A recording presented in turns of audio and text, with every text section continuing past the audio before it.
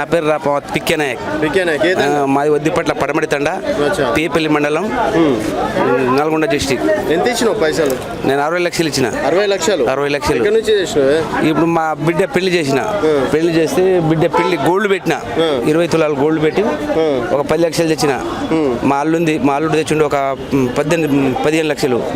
కానీ మా బిడ్డది నాది ఒక 14 లక్షలు. మొత్తం ఎందుకు ఇచ్చిండు అసలు ఇంత పైసలు? ఇప్పుడు మనకు తెలిసిన వాళ్ళకి ఒక రూపాయి కూడా ఇయ్యాం కదా, అట్లాంటిది 20-30 లక్షలు ఎందుకు? దగ్గరోలే కదా మన వాళ్ళు, దగ్గరోలే. ఇప్పుడు ఇస్తాం బాబాయ్. ఇప్పుడు అనుకోవాలి, ఇప్పుడు 7-8 సంవత్సరాలు 2018 నుంచి నడుస్తుంది ఇది. మన దగ్గరోలే, మన చేను దగ్గర చేను అందరి సురు. నువ్వు ఎందుకు ఇస్తలేవు బాబాయ్ అంటే లాస్ట్ లో ఒక రూపాయికి 2 రూపాయలు ఇస్తారా? ఒక రూపాయికి 10 రూపీస్ వడ్డీ. 10 రూపాయలు అంటే వడ్డీ అంటే ఇప్పుడు అందరు ఇస్తూనే ఉండరు, అందరు చేస్తూనే ఉండరు. ఇంత మన గొర్రెలు కాసేవాళ్ళు, మొత్తం మేకలు కాసేవాళ్ళు వాళ్ళు ఎక్కువ డాబాలు కట్టుకుంటారు. ఇది చేసి దీంట్లో ఇచ్చి మనం ఎందుకు మనం 2 రూపాయల వడ్డీకి ఇస్తేనే రావు అనుకొని నేను కూడా 7 సంవత్సరాలు వెనకనే ఉన్నా. ఈయనని వెనక ఉంటే బాబాయ్ నువ్వు వెనుకొని ముందు అవుతున్నావు, నీకు డబ్బులు పుడతాయి, నువ్వు డబ్బులు తే అంటే సరే ఇప్పుడు అందరు బాగుపడుతున్నారు. ఇప్పుడు 7 సంవత్సరాలు నడుస్తూనే ఉన్నాయి కదా, అందుకొని అని నేను కూడా ఒక 60 లక్షలు తెచ్చి 3 రోజులు 60 లక్షలు తెచ్చిన. తెస్తే ఒక నెల నడిచింది. అంటే 14వ తారీఖు 14 నుంచి 18 దాకా నడిచింది 3 రోజులు. మళ్ళీ 15 రోజుల తర్వాత ఎత్తుకొని పోయింది. అది ఎత్తుకొని పోయేసరికి ఏం బిడ్డ మాకు పైసలు ఇవ్వాలంటే బాబాయ్ నీకు ఇస్తా, నువ్వు దగ్గర నేను పైసలు ఎక్కదేగానండి ఒక 17 లక్షలేమి ఇచ్చిండు.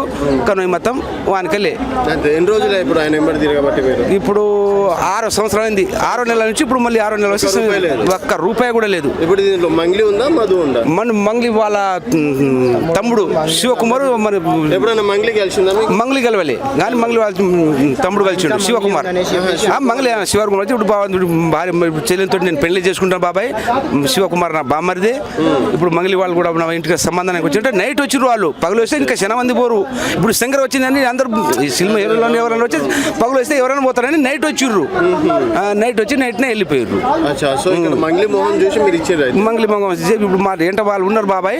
ఇప్పుడు మేము మా సిమెంట్ ఫ్యాక్టరీ ఉంది మాకు, వాళ్ళతో మేము ఇది చేస్తున్నాం, ఇన్వెస్ట్మెంట్ చేస్తున్నాం, నడిపిస్తున్నాం. హిమకాంత్ రెడ్డి ఉన్నాడు మా గురువు అని అనేసరికి నమ్మి సరే ఇస్తుర్రు చేస్తురని ఇచ్చి మోసపోయినాం.